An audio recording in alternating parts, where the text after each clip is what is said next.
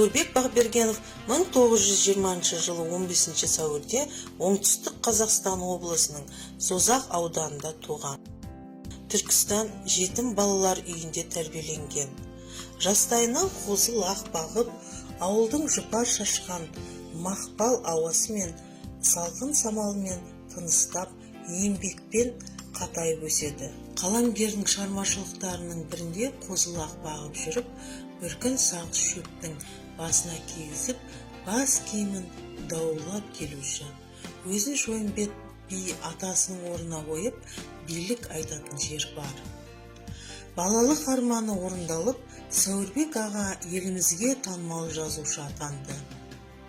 Өзінен кейінгі буын қаламгерлердің шығармашылықтарына сын көзбен қарап, ақыл кеңесін айтқан сәттерінде баяғы Шойынбет би атасымен сағыз басындағы жел тербеген бөркі көз алдына келгенде болар.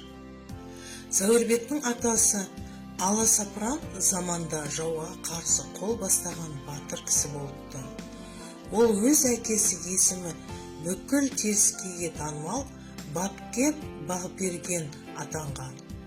Содан да болар ол жастайынан жылқы малына құмар болып өсті. Темір жолшы болуды армандаған Сәуірбек бала болып алаңсыз ойнамапты да. Жас кезінен елдің сыйлы азаматтарына еліктеп, солар секілді көп қадірлейтін толға болуды мұрат тұтқан.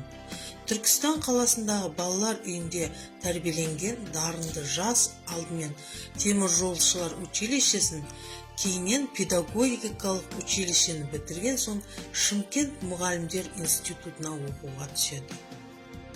1939 жылы Кеңес армиясы қатарынан шақырылып, Подольскідегі жаяу әскерлер училищесін бітірісімен атақты Панфиловтың 8-ші гвардиялық дивизиясы атқыштар взводының командирі болып, Мәскеу түбіндегі ұрыстарға қатысады.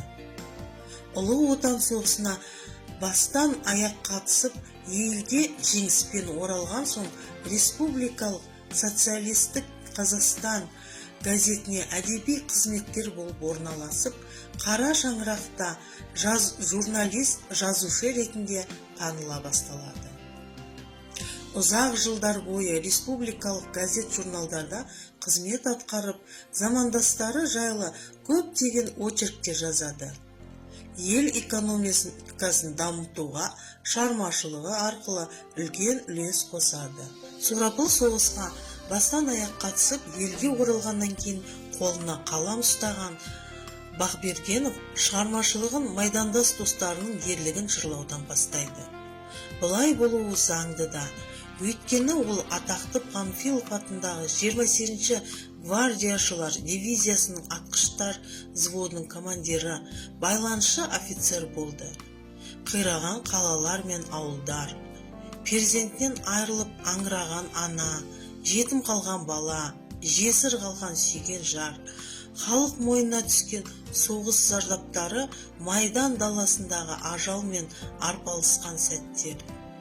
Отан үшін жан қиған жауынгерлердің ерліктері жазушы творчествосына үлкен әсер етеді. Әскери тақырыптағы шығармаларында қаламгер өзі құрамында болған атақты дивизияның жорық жолдарын, жауынгер достарының ерліктерін суреттейді. Өзі қатысып, куә болған оқиғалардан сыр шертеді. Бейбіт өмір үшін құрбан болғандардың ерліктері мен есімдерін ел есінде мәңгі қалдыруды мақсат тұтады. Оның соғыс тақырыбындағы алғашқы туындылары 2 рет Кеңес одағының батыры атағын алған атақты ұшқыш Талғат Бегелдинов жайлы очерктері еді. Соғыстан кейін іле-шала жазылған бұл очерктерді оқырман қауым іздеп жүріп оқыды. Осынау шығармалар Талғаттың ерліктерін республика жұртшылығына әңгімелеп қана қоймай, жастарды отан сүйгіштікке тәрбиелейді. Ұлы Отан соғысында ерекше ерлігімен көзге түскен қазақстандықтар көп. Солардың бірі әрі бірегейі әйгілі Бауыржан Момышұлы. Сәуірбек Бағбергенов Баукең туралы құнды шығармалар жазды. Соның бірі ат жалында портретті очеркі. Жазушы Момышұлының портреті арқылы қазақ командирінің ерлігін мадақтап, қарапайым тілмен нанымды етіп суреттейді. Менің достарым атты кітабында Сәукен Майдандас достарының ерлікке толы патриоттық бейнелерін жасады. Шығармада Майдан эпизодтары, жауынгерлердің ауыр халі, өмір мен өлім арасындағы арпалысы, отан үшін жанын пида еткен ерліктері әңгімеленеді.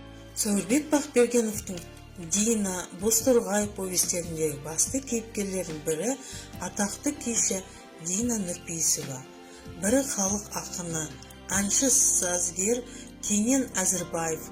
Ол шығармаларында Әсет Найманбаев, Дәнеш Рақышев, Роза Бағланова секілді құдіретті өнер адамдарының тұтас образдар галереясын жасады. Жазушының ұзақ реттеп жазған туындысы Дина күйші жайлы Қайран шешем романы. Бастапқыда ол Дина жайында Ақсақ киік әңгімесінде жазды. Кейіннен Күйлер атты кітабын шығарды. Содан кейінгісі жоғарыда айтылған Дина повесі. Әнші, композитор Кенен Әзірбаевты халқына кеңінен таныстырғанда Байбергенов. Сәуірбек Бақбергенов Қарға тамған қан, алтын күрек, адам және көлеңке, кең тау, мен сізді сүйемін, ақ боз атты ару, өрте, Шыңғысханның жұбайы секілді 20-дан астам роман мен повестердің авторы. Кім білсін, тарихы терең шежірелі өлкеде туып өскеннен кейін бе, Сәуірбек ағамыздың жазғандарынан Келіншектаудың сырлы да нұрлы жұмбақ көшінің, Едігенің майлы жұрты атанған көне қала Құмкенттің қазақ хандарының алғашқы тұрақты мекені, астанасы болған.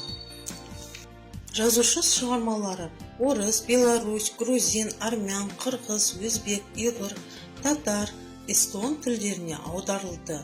Сәуірбек Бақбергенов аудармашы ретінде де жемісті еңбек етті.